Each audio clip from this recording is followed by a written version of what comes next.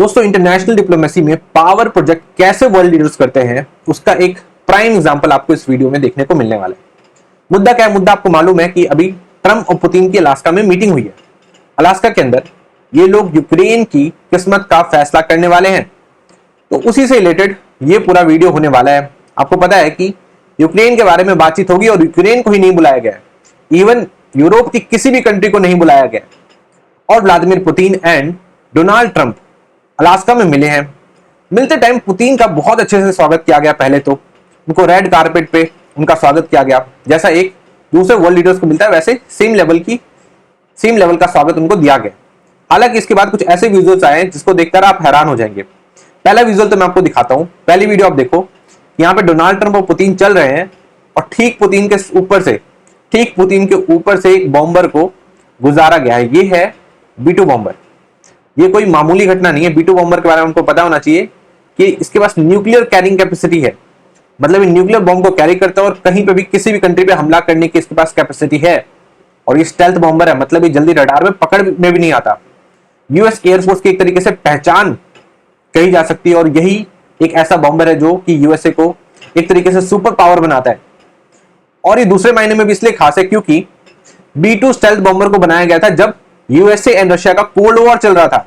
मतलब एक तरीके से यूएसए उनको सीधा चेतावनी दे रहा है किसको? रशिया को, कि जैसे कोल्ड वॉर के टाइम पे आपको अलग अलग हम लोगों ने तोड़ दिया था, वैसे इस बार भी आप टूट सकते हो, इसलिए आप बाज आ जाओ। तो इस तरीके से एक तरीके से इंटिमिडेट करने की कोशिश करी गई है किसको? व्लादिमीर पुतिन को। हालांकि व्लादिमीर पुतिन ने भी मॉक किया है यूएसए को, उसके बारे में हम लोग आगे देखेंगे।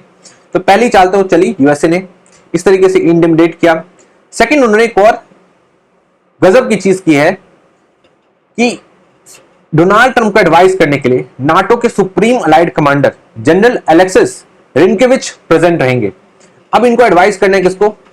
यूएसए के प्रेसिडेंट डोनाल्ड ट्रंप को, कि आपको क्या बातें करनी है, किस तरीके से अपनी बात को रखनी है और यूक्रेन के मुद्दे पे क्या होगा। तो इस चीज के लिए एडवाइस कौन करेगा? उसके लिए एडवाइस करेंगे ये जनरल अलेक्सिस। अब ये खास इसलिए है क्योंकि ये बहुत ज्यादा एंटी रशियन माने जाते हैं, प्लस इनको एक तरीके से फुल सपोर्ट रहता है, ये फुल सपोर्ट करते हैं किसको? यूक्रेन को। तो जब ये एडवाइस करेंगे तो डोनाल्ड ट्रंप क्या करते हैं वो भी देखने वाली बात होगी, तो इसलिए भी ये बात खास होती है। हालांकि रेड कार्पेट पे वेलकम के बाद व्लादिमीर पुतिन एंड फिर जो डोनाल्ड ट्रंप है वो US presidential car the beast में गए। इसमें उनके बीच में पता नहीं क्या बात हुई, पर बात होने के बाद अभी आप देख सकते हो बहुत ज्यादा नर्वस लग रहे हैं। कौन यहाँ पे? डोनाल्ड ट्रंप काफी ज्यादा नर्वस, इनके फेस से ही दिख रहा है। व्लादिमीर पुतिन नॉर्मल है, बट इसके बाद इन्होंने जो मॉक किया है यूएसए के प्रेस को, इसको ये भी देखने वाली बात है। यूएसए की प्रेस यहाँ बार बार उनसे क्वेश्चन पूछ रही थी कुछ ना कुछ यूक्रेन से रिलेटेड, कि भाई आप सिविलियन को क्यों मार रहे हो, ये क्यों कर रहे हो, वो क्यों कर रहे हो। इसमें व्लादिमीर पुतिन लिटरली मॉक कर रहे हैं। आप देख सकते हैं किस टाइप का फेस बनाएंगे, प्लस देन अब देख रहे हैं इनको, ये लिटरली मॉक कर रहे हैं उनको, ठीक है। तो यही मतलब काफी ज्यादा मॉक करने की कोशिश करी गई है। प्लस पुतिन ने भी एक चाल चली। पुतिन ने क्या सोचा? पुतिन के जो फॉरेन मिनिस्टर है वो CCCP की जैकेट पहन के आए थे। CCCP क्या है? ये यूएसएसआर को रिप्रेजेंट करता है। आपको पता है कि पहले रशिया से पहले यूएसएसआर था, सोवियत संघ था।